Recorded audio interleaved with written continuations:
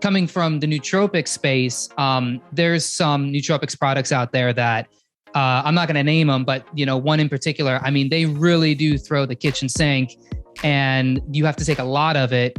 And I hear mixed results. Some people love products like that. There's a couple products out there that I think are okay that have far less ingredients in them, but it's kind of the same thing. Like, how much choline and different forms of choline can you stuff in your brain? Like the choline product itself, and then the acetylcholinesterase inhibitor, and then you top it off with... That can get dangerous. Yeah. I mean, same with serotonin, same with dopamine, like things like that. Like, you don't want to have too much acetylcholine or, there definitely can be too much, and you can be overstimulated. And like, for example, with serotonin, like it's called Serotonin Syndrome or Serotonin 6 syndrome clinically, like when you have like arrhythmia, tachycardia, you're overstimulated, you're panicked. There's diaphoresis, like where you kind of feel hot and cold, and like it can be traumatic to have serotonin syndrome. And it's the same with a number of these other neurotransmitters. You don't want to like go too much, and that's where like acetylcholine esterase inhibitors, like Huperzine A, like that can be good to use here and there. Or things like that are SSRIs, like Zembrin, like from Kana, things like that. Like, it can be good from time to time. Like maybe if you have like some, big exam or, big event or whatever it is, like then it's cool. But like chronically using these things is probably not ideal. Unless you're like someone that has like a neurodegenerative condition and you're doing this with a doctor, et cetera, So yeah, agreed. Yeah. I mean, people forget we're just like human chemistry labs, right? Like, and we all have like specific genes and SNPs and these things that we already have the blueprint set. And then you start throwing all these chemicals in there and you start messing with neurotransmitters, especially. I mean, things can go off the rails real quick. I see it all the time.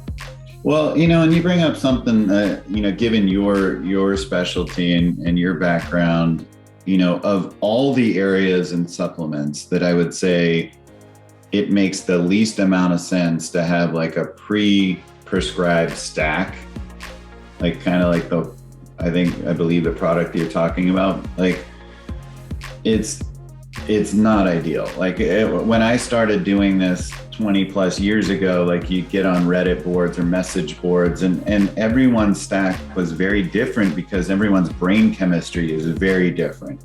Yes, we're all different across all of our systems, genetics, SNPs, all the things that you're mentioning, but not to the degree like neurochemistry wise. Like that's a whole different ballgame to me, like where I see stacks are very different. And one thing that works for one person literally does not work for the next person. I've rarely seen someone's nootropic stack, like if it's pretty robust, work for someone else.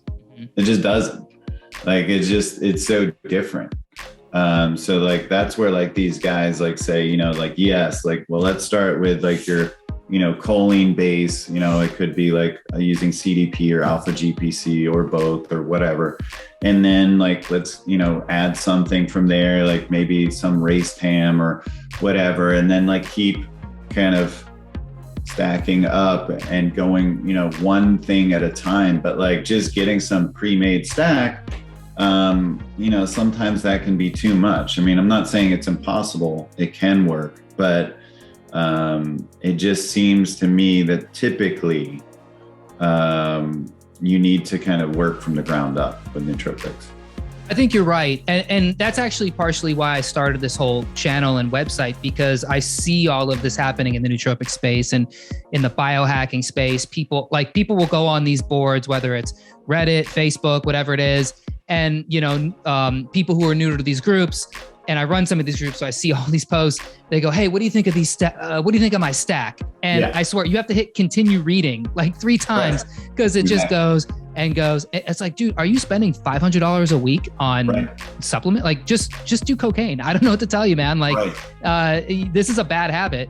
And at the end of the day, like, they're not better. They're not, they're not doing any like high level thinky stuff. Like, I know people who are coders and who are working on these, heavy duty brain intense crypto projects. They're not taking any of that stuff. Right. So like, what are you doing in your life that you need all of that supplementation that's probably working against you?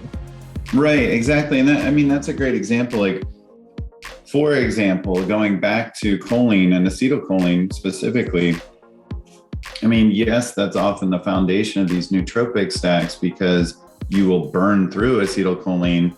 Choline gets used like in brain lipids and things like that, but mainly we're talking about acetylcholine, the neurotransmitter. And yes, like when you're focused, when you're productive, like you're burning through it more.